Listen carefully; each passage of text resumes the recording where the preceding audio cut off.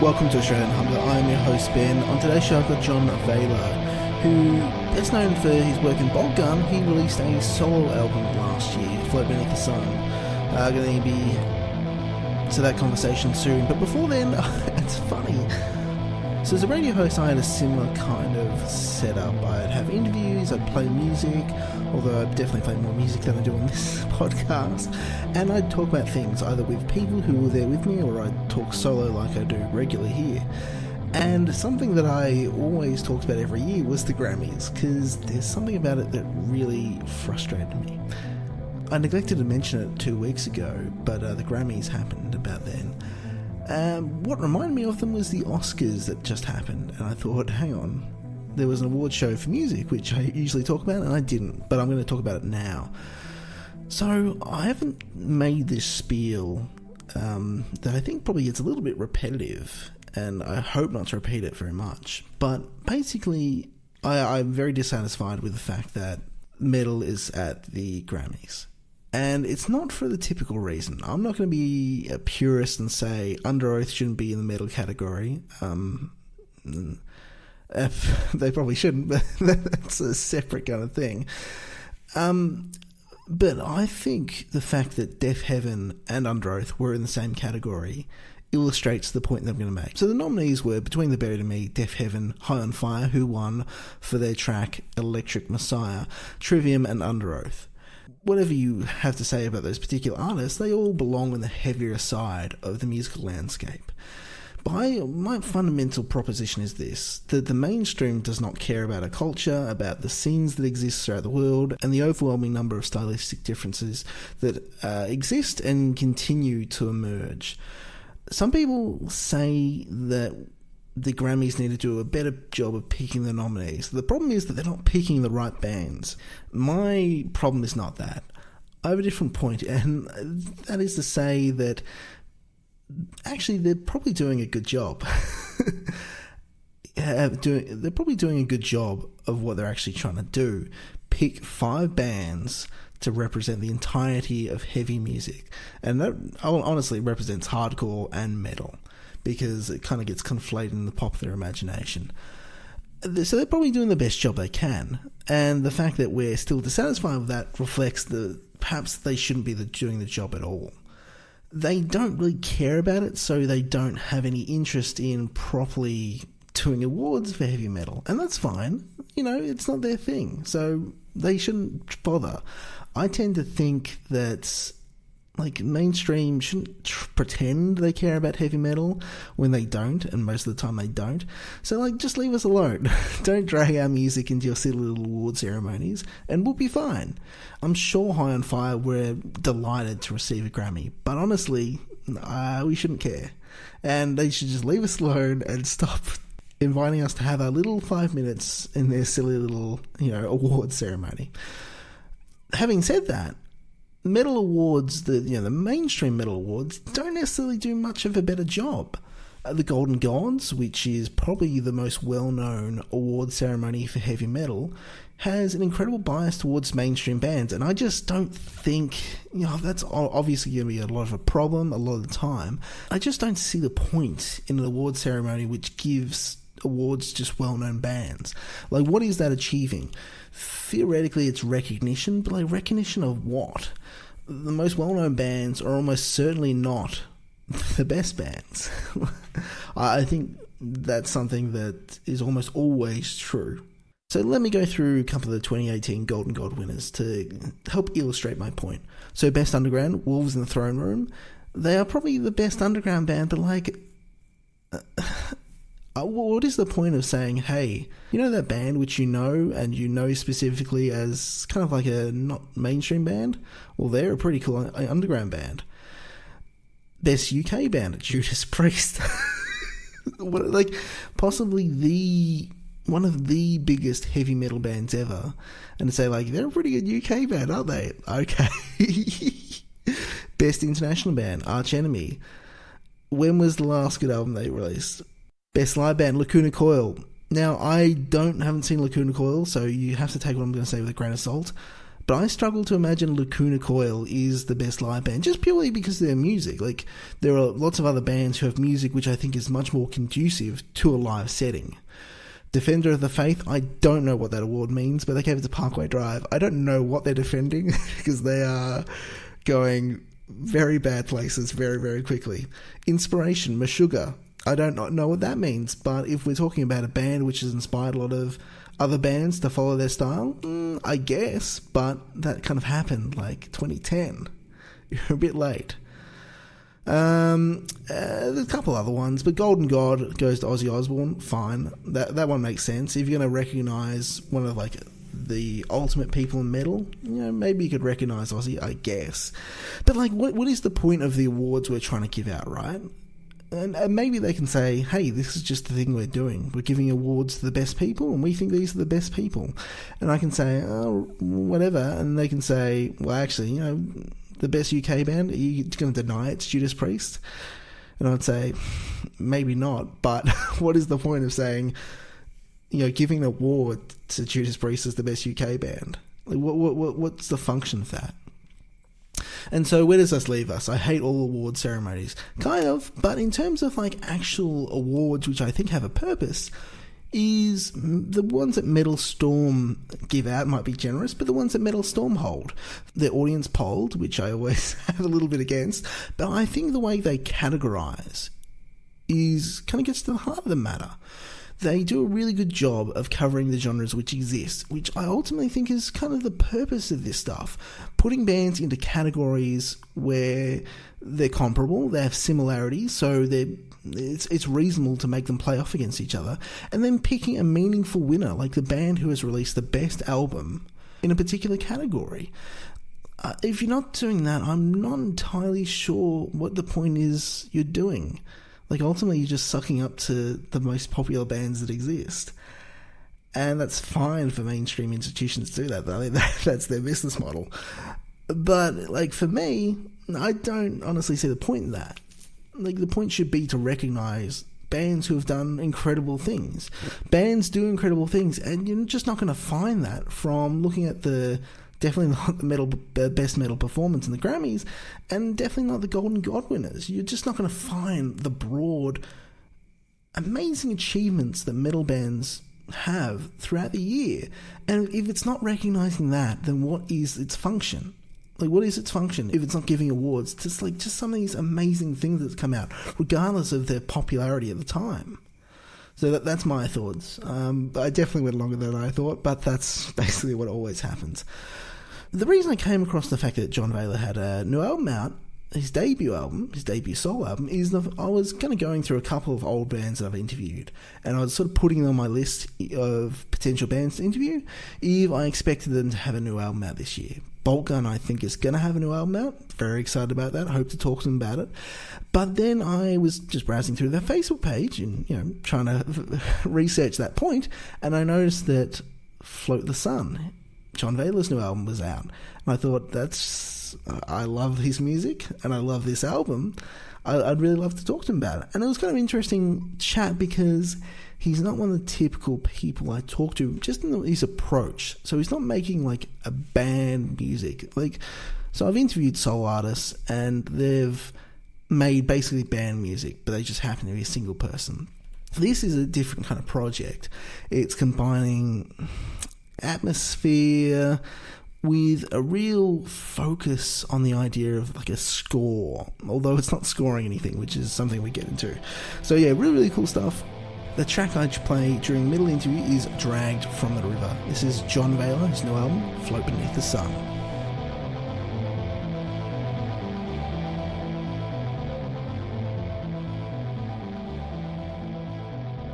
was thinking about where to start this, and you're one of the more unique people I'm talking to because you're drawing from a kind of world which most people don't. So I thought I might start with that. When did you start listening to film scores as sort of appreciating them on their own sort of level?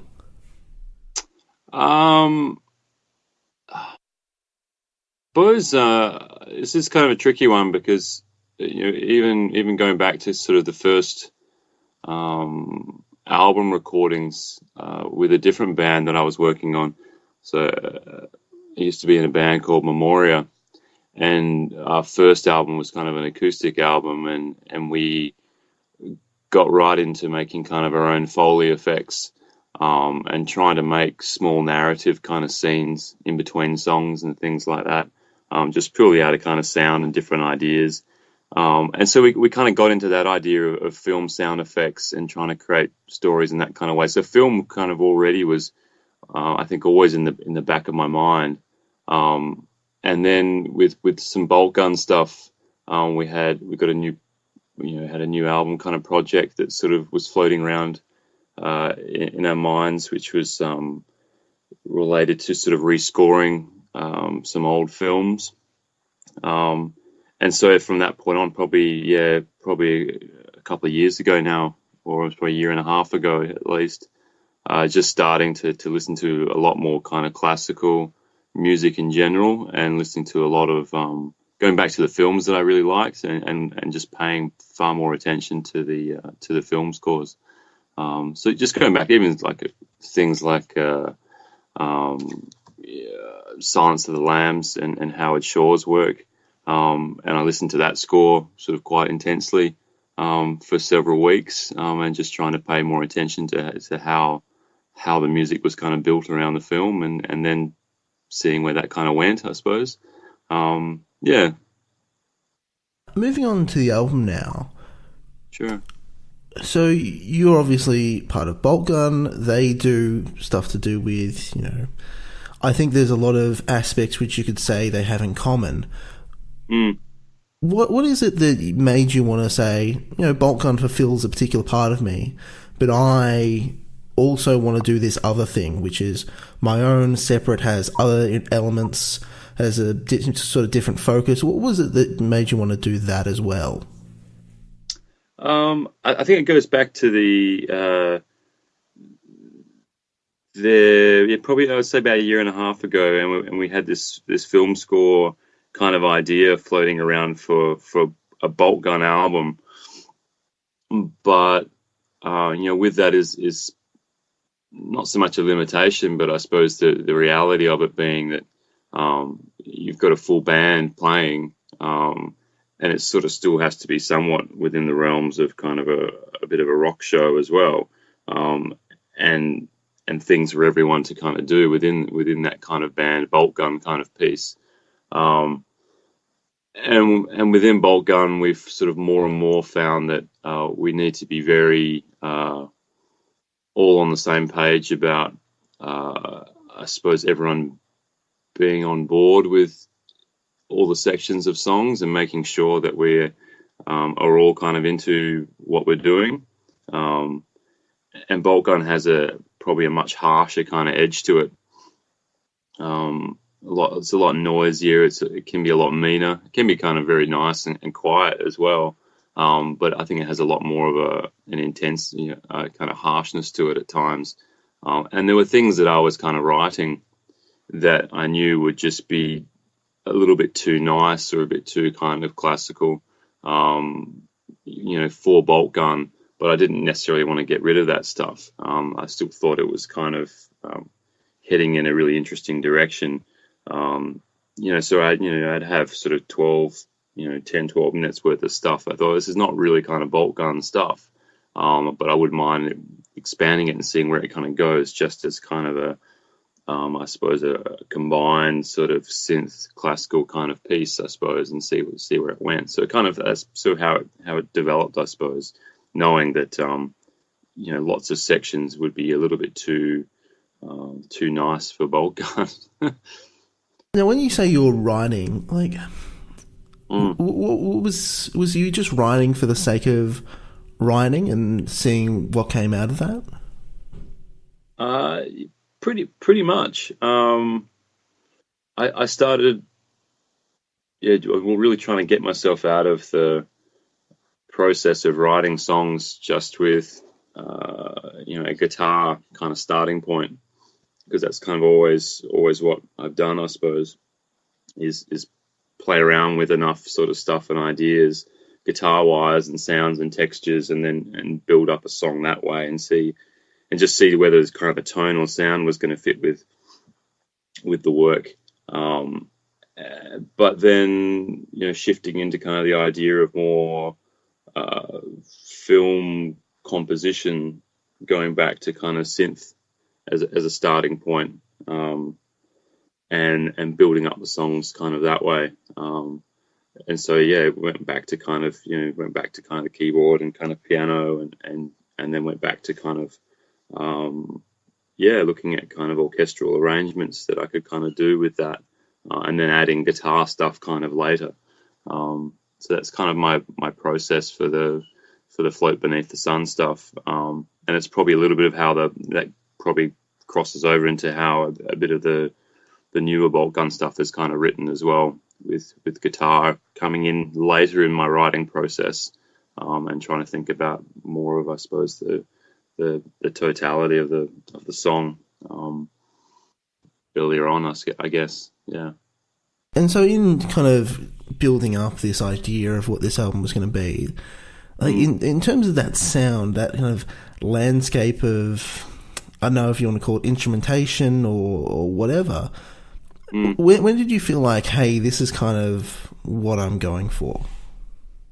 I think when I came across some synth type noises and working with strings, and I kind of locked into a few things that I suppose went, that's reminds me a lot of things like Johan Johansson's Sicario soundtrack, which I loved, and I was like, that's exactly kind of the sound that kind of really hit me.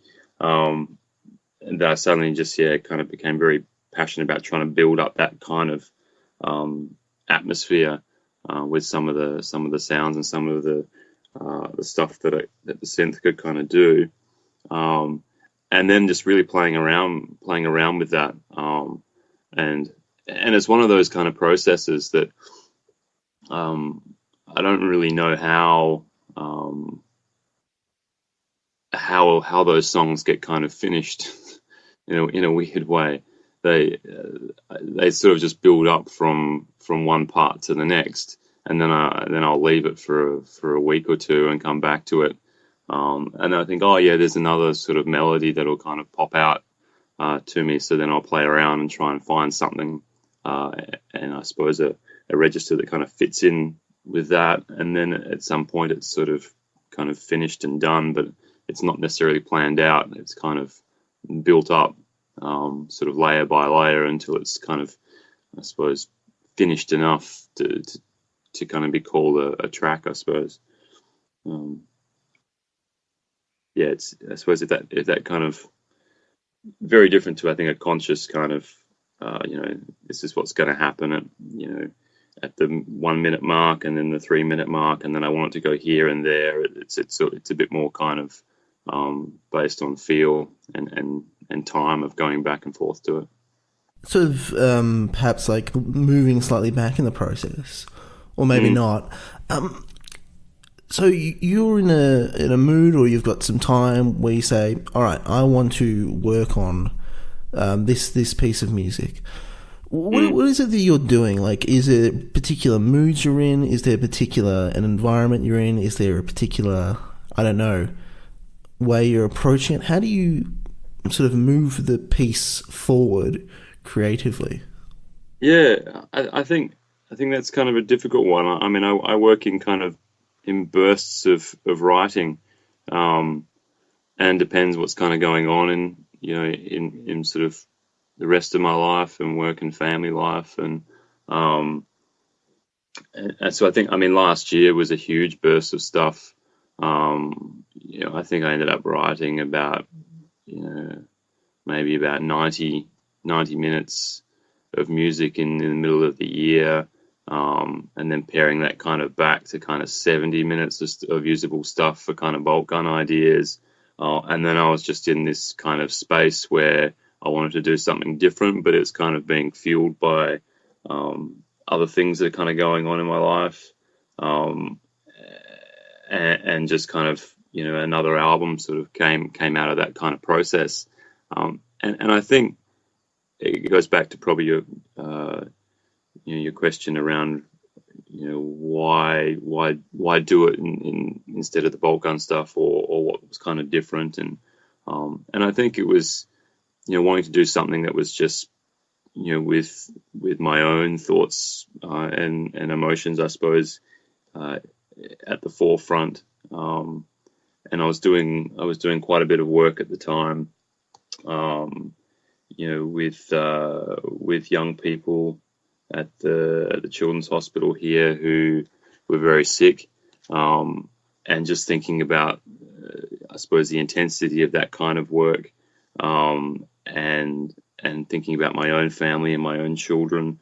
So the whole thing became kind of a personal kind of, I suppose, somewhat of a reflective process of wanting to create something that tapped into, probably core emotions around, kind of fear, I suppose, was in there quite a bit about, these kind of awful things that you can see kind of happen to poor people and their families and their kids. And I also think I wanted to create something that was kind of nice and kind of hopeful as well around. And so there's kind of two ideas of looking at, my own kind of intense kind of fears that were coming out of that sort of work. And I suppose wanting something also kind of nice that there were tracks there that my own kids wouldn't mind listening to as well. So trying to broaden the appeal out as well. And some of that music was kind of written with my kids kind of floating around and messing around with the guitar pedals on the they weren't plugged in, but messing around in the studio here, and I kind of like that. It was a bit more kind of personal and a bit more kind of I think connected to how I suppose how I was going, rather than a broader external kind of concept of something which is kind of very much bolt gun sort of stuff. It's kind of external kind of idea that we all work towards. This is more of an internal thing. So I've seen you mention in a piece you did for, I think it was Astral Noise, about the fact that there were particular scores that you were listening to quite a bit while you were in this creative period. Like, how do those inform what you're doing? On a musical level, I suppose it took me back to looking at just playing around with different key signatures and seeing how were these kind of scores put together, and these kind of simple melodic lines that really stuck in your mind. How are they kind of done on a practical level? But I also sort of realized that there's sometimes you find these scores that if you listen to them enough times by themselves without the movie in mind, which is really hard to do, I think, if you've seen the movies so much, that were these beautiful pieces of music in themselves, and I don't think I'd quite sort of connected with that idea, and things that were kind of made terrifying because of the imagery that was kind of put to it, and the way it was kind of matched up with certain films, had these really wonderful kind of beautiful kind of sections, and I can always come back to kind of Howard Shore's kind of work. I found I listened to Silence of the Lambs score heaps for that kind of reason, because it's actually a really beautiful piece of music by itself when it kind of gets moving, but kind of terrifying as well, and you can quite quickly shift it into something that's kind of very, very scary quite quickly, but then take it out into something else. And like I mentioned, I listened to kind of Johansson's kind of work, and he does that kind of. I mean, it's such a shame he's gone now. He could do really stripped back kind of atmospheric, kind of very grim sort of stuff, and then he can write these beautiful, very almost kind of traditional classical kind of lines as well. But kind of, I suppose I locked into his synth kind of sound on kind of Sicario at different times. Hans Zimmer's kind of, of course, someone that sort of pops up lots when you're looking at film score. His soundtrack for this, the second Blade Runner movie with Benjamin Wallfish kind of composing that as well. That's an immense kind of soundtrack. I love that. And just going back to kind of I suppose seeing how those things were kind of constructed, seeing how that music was kind of constructed, seeing what kind of tools were being used as well. Like there's a practicality around,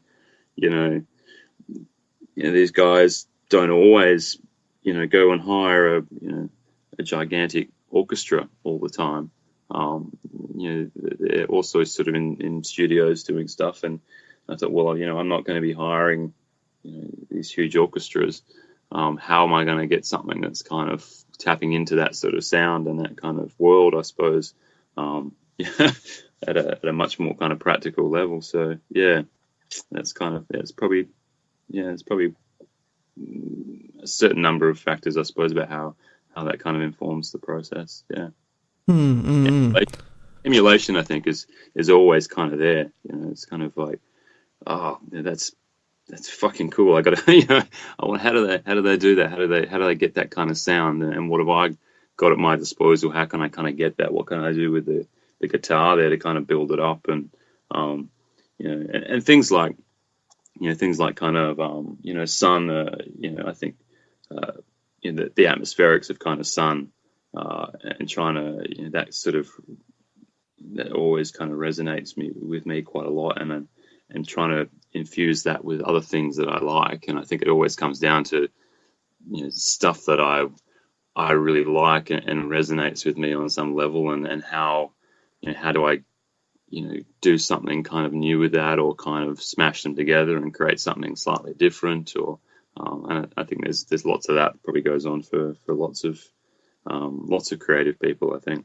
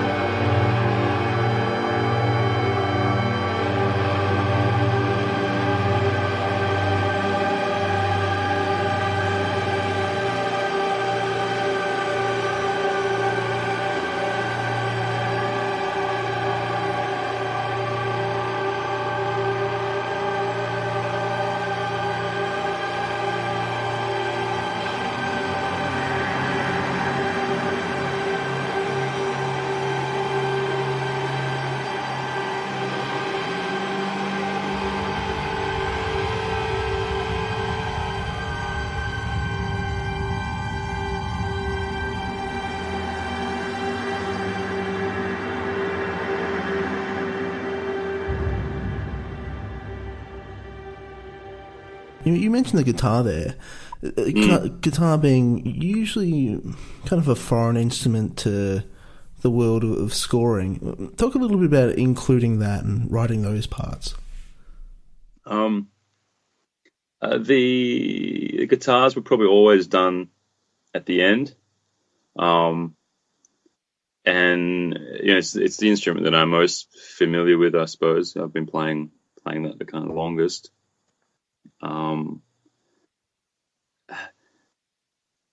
I think it's a lot of it was a process of finding something that was going to happen on the guitar that I could do with the guitar that would kind of fit in with what was already there. And because it's probably the more familiar kind of instrument, it was probably easier to do towards the end anyway and get the bulk of it kind of where I want it to go, get the atmospherics kind of right, and then see what could be added with the guitar. And there's some sections of that of Float Beneath the Sun album that there really isn't much kind of guitar stuff needed or going on, or there's very, very kind of light, sort of clean, repetitive sort of picking going on. Or there's a very, very, very kind of low in the mix sort of clean loop going on. And so I suppose I'm more and more playing around with the idea of also not having heaps and heaps of post-production kind of work and mix work kind of going on, that the stuff that gets recorded was recorded because it sat well enough with everything that was kind of there, and it pokes through the mix itself because where it sits on that instrument and what kind of range it's kind of having, rather than trying to record it and then wrangle it into some sort of way of popping out in the music. So that I sort of trying to make life a bit easier for myself on the mix side of things when I'm doing guitar stuff as well. It either fits in or it doesn't. I'm not sure if I answered your question, Ben, but I think that's kind of it's probably how I approach the guitar stuff. It's really an additive atmospherics thing, not necessarily this is the song, this is the guitar song part of it. When we talk about film scores, obviously we're talking about audio accompaniments to a visual medium, or depending on how you want to emphasize those two. Did you have anything visual in mind when you were working on this album?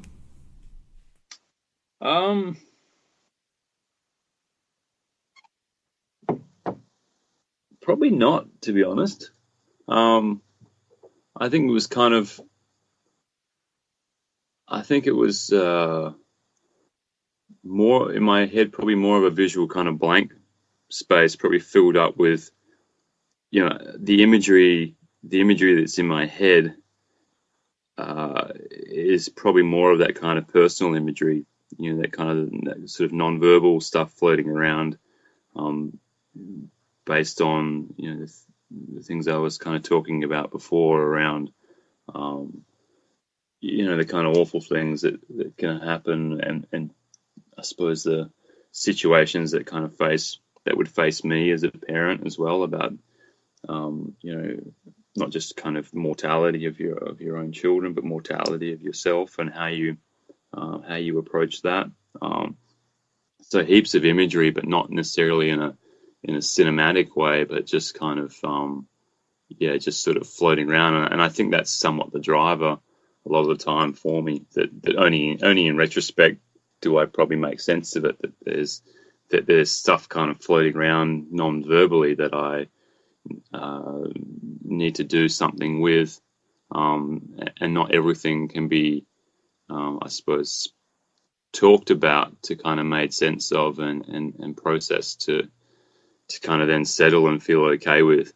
Some things are kind of stuck there in a non-verbal kind of way, or just in flashes of images sort of way. And what do you do with that to kind of to process it and to kind of to settle them in some sense. So I think that's the stuff floating around from probably there's probably kind of mood states that are kind of post waking and post dreaming sort of things going on for me, right through to very conscious things that that I kind of struggled with, that were very kind of conscious, and very kind of vivid in an image sense. I think that's always, nothing is clearly kind of cut or kind of very well defined. Mixed in with everything I think people do is also their kind of their hopes and their dreams and things that they kind of want to do with their life and kind of musically, and because they're kind of shifting this stuff into something kind of new. So I've always been fascinated about this idea that people create kind of scores for films, and what an awesome way for them to kind of use their musical skills to have a career as well. And it's somewhat kind of taking a piece of that and sort of go, well, that's not my life, that's not my career, but I'll do it. I'll do it anyway. I'll make something that's kind of cinematic anyway. There's that sort of stuff in there as well. Now, you work with Paul W. Rankin to make a short film for part of the track "Float Beneath the Sun." Talk a little bit about that. Yes, so Paul, I've never met Paul. I've only spoken to him.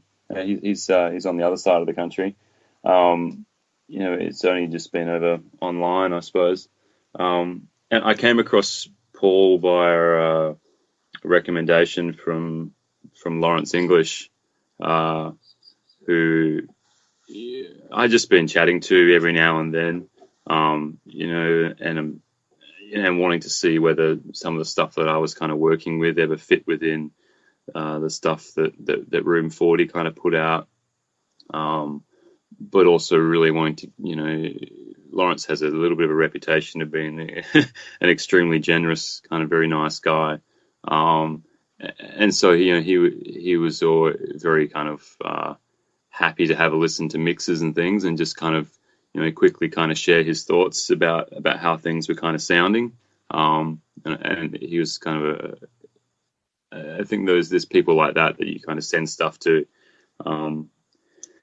that give you some honest kind of feedback that sort of pushes you to keep kind of doing stuff. And just kind of in chatting to him, talking about kind of putting some imagery to it, and for promotional kind of purposes, but also to kind of almost if you could afford to get something kind of massive and awesome put together, who would you kind of get to do it?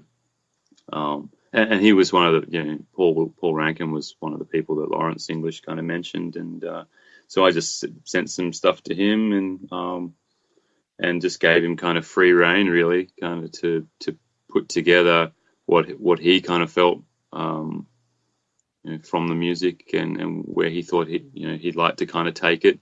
I didn't give him too many kind of parameters, really, but I wanted something kind of abstract, and it kind of it sort of worked out kind of very, very kind of smooth operation, really, with Paul. I think within like 7 days, 8 days, he sent back kind of the final thing. So it's it was awesome working with him, and I definitely would like to do some more stuff with him. He's great. Something I'm always fascinated with by instrumental artists is the fact that they, sometimes they'll just title it number 1, number 2, number 3, number 4, but more than often, albums, tracks will have titles. What is the significance of those to you for this particular album?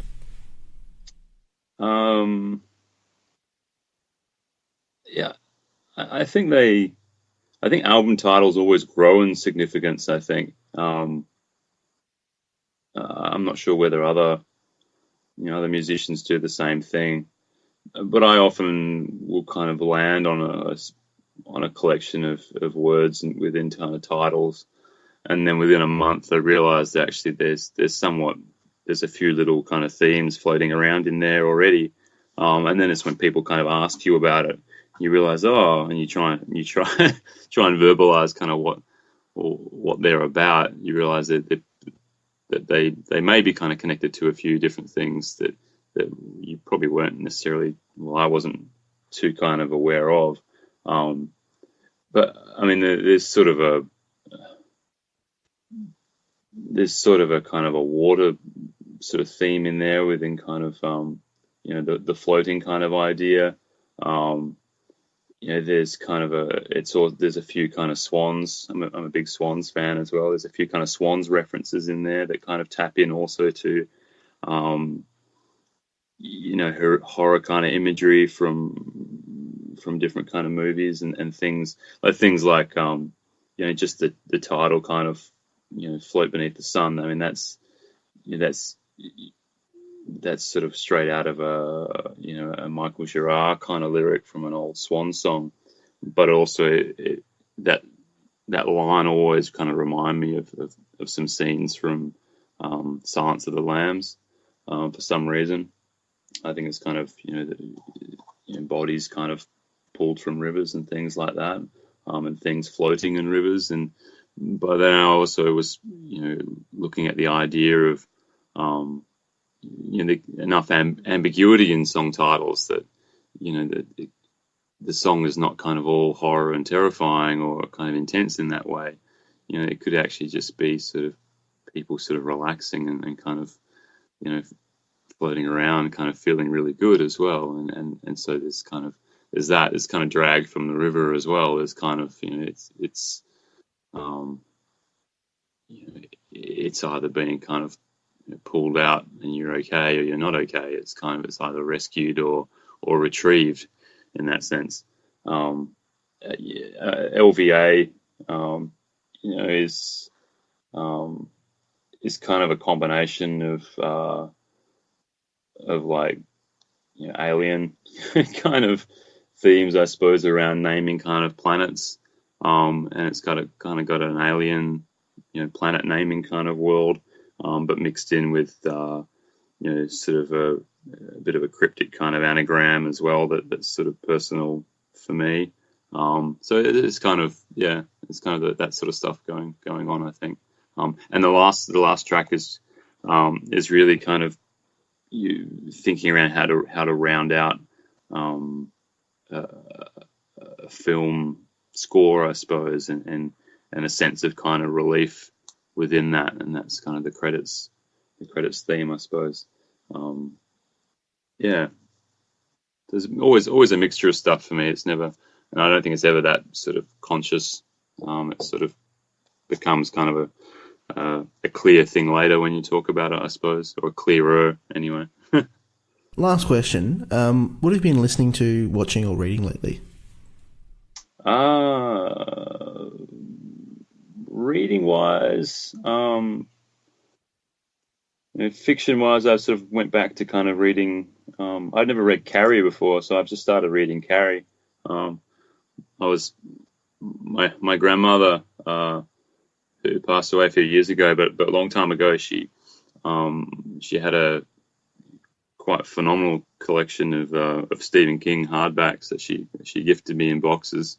So I've always got heaps of kind of Stephen King stuff to to drag out whenever I want some more fiction. So I went back to and really like this, she bought these things as kind of like first editions when they were released in Australia. So they're all yellowing and which I quite like. It kind of adds to it. So I'm reading a bit of old Stephen King, and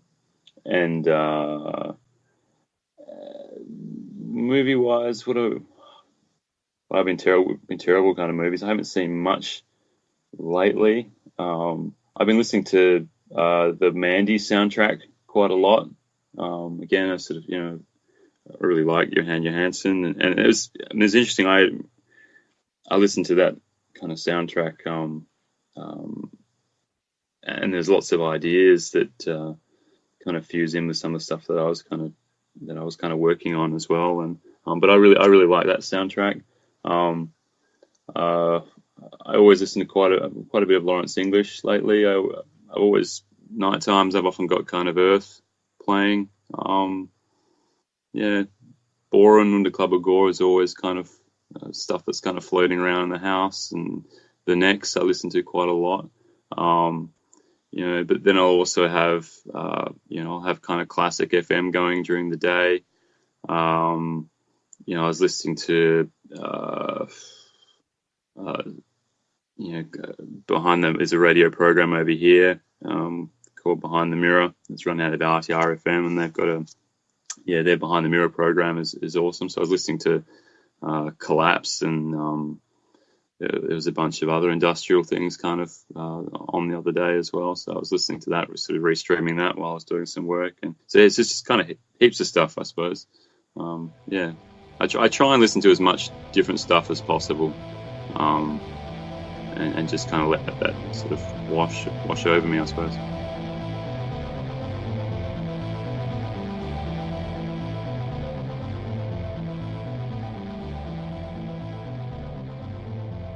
That was Dragged from the River by Jon Vayla from his debut album Float Beneath the Sun.